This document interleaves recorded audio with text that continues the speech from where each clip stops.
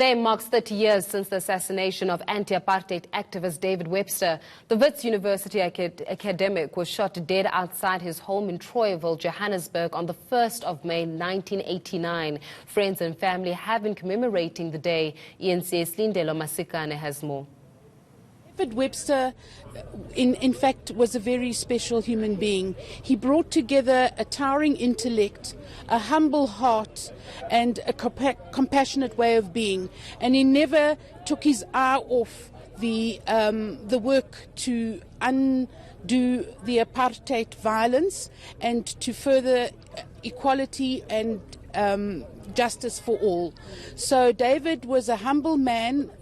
He was a very slight man physically. So it was not easy to see him as a towering person because he was so little.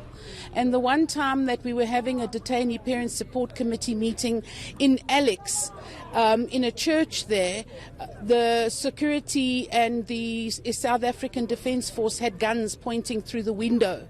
And we were really all very frightened. But David would always be the one who would go and speak to the security police. He would go and explain what we're doing in a very calm way. And one of my regrets was that I was too frightened to go and stand by him. And he did that. So even though he faced a lot of fear and a lot of violence, he always was brave and did the right thing. He lived with enormous courage. And we laughed a lot together. We celebrated life. What he really loved was the African jazz pioneers. He loved his friendship with Johnny Clegg, and we used to have beautiful conversations together about the richness of this country, the potential of this country, and we needed to work towards that vision for a non-racial, non-sexist, integrated society. Being as close as you were, do you think he would be happy with how our democracy is unfolding?